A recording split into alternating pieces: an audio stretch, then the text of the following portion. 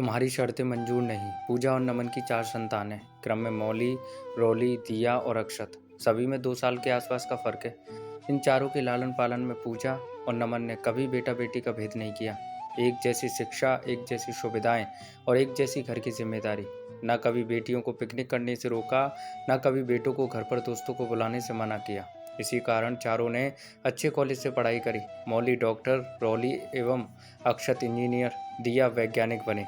पूजा नमन ने अपनी पूरी पूंजी शारीरिक, आर्थिक और अपने बच्चों पर लगा दी थी, तभी वो हीरो जैसे तरासे बने। बच्चों ने भी कभी माता पिता की सेवा का मौका नहीं छोड़ते। धीरे धीरे चारों की शादियां भी हो गईं और फिर पूजा, नमन नाना नानी, दादा दादी भी बन गए। सभी अलग अलग शहरों में रहते थे। अब तक नमन भी सेवानिवृत्त हो गए थे और दोनों पति पत्नी घर पर ही अकेले रहते थे।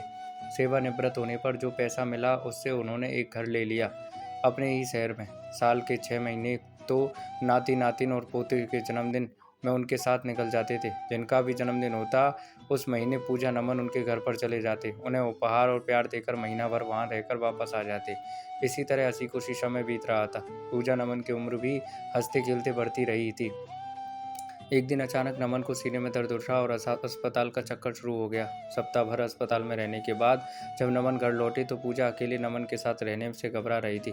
बच्चे भी ज़्यादा दिन नहीं रुक सकते थे, सो सभी ने साथ चलने को कहा। पूजा और नमन मौली के साथ चले गए। फिर बारी बारी से रोली, दिया माता पिता की सेवा करने अपने साथ ले गई। नमन पूजा जिनके पास भी रहे उन्हें कुछ न कुछ मदद जरूर कर देते। कभी ज़रूरत के सामान खरीद देते, तो कभी कुछ गहने दिला देते, तो कभी पैसे की ज़रूरत पूरी कर देते। इन सारी बातों के बीच एक कमी खलने लगी थी पूजा और नमन को, और वह भी उनके बेटे अक्षत का व्यवहार। जब उसका फ़ोन कम आने लगा था, मिलने आना भी बहुत कम हो गया था, तो तीनों बेटियों ने बारी बारी से अपने पास बुला लिया था। बच्चों के जन्मदिन के बहाने और समय पहले ही जैसे ही निकल रहा था। इस दौरान पोते का जन्मदिन आया। पूजा नमन को जाने की इच्छा थी अक्षत के पास, लेकिन अक्षत ने आने को बोला ही नहीं।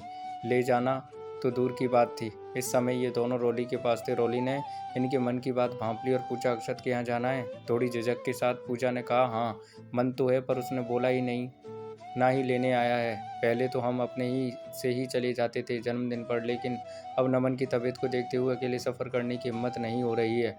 रोली ने कहा, चलो मैं चलती हूँ, आप दोनों को छोड़कर वापस आ जाऊँगी शाम में। ये कौन सी बड़ी बात है। 2 दिन बाद रोली पूजा नमन के साथ रात की गाड़ी से अक्षत के घर निकल गई और सुबह उन्हें वहां पहुंचाकर शाम की गाड़ी से वापस भी आ गई। दादा दादी को देख अक्षत का बेटा खूब खूब खुश हुआ। उसे आशा नहीं थी कि वे उसके जन्मदिन पर आएंगे, क्योंकि अक्षत उन्हें लेने नहीं जा रहा था, ये उसे पता था। दादा दादी और पोते के बीच 24 घंटे बातें होती रहती।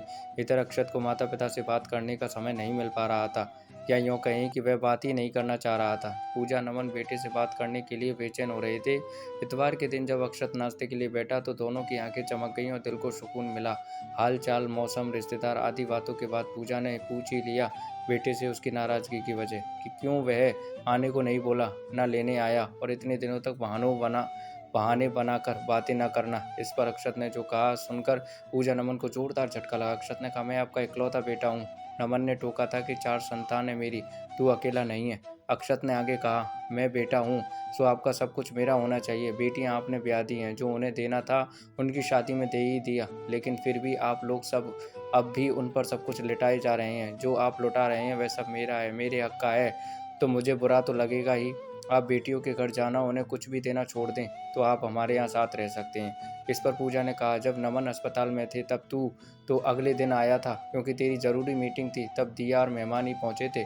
इस घटना के बाद जब हम दोनों को अकेले रहने में घबराहट हो रही थी तब तू भी कहाँ था, लेकिन तुमने तो एक बार भी नहीं कहा कि मेरे साथ चलो। मौली की आय और घर दोनों छोटा है, पर वह एक पल भी नहीं लगाई हमें साथ ले जाने में। जिस पैसे पर हक जता रहा है वह पैसा तुम्हारा नहीं है, हमारा है, मेरा और नमन का। इस पैसे पर, सब कुछ पर हमारी चारों संतानों का हक है, ये तो कानून के अनुसार भी है। और हाँ, हम यहाँ अपने पोते के जन्मदिन पर आए हैं। 2 दिन बाद जन्मदिन है, उसकी अगली सुबह हम लोग अपने घर चले जाएंगे। तुम्हारी शर्त तो हम नहीं मानते हैं, बेटियों से रिश्ता तो नहीं तोड़ेंगे। हाँ, तुम्हारे यहाँ कमाएंगे, बस अपने पोते के जन्मदिन के दिन आएंगे।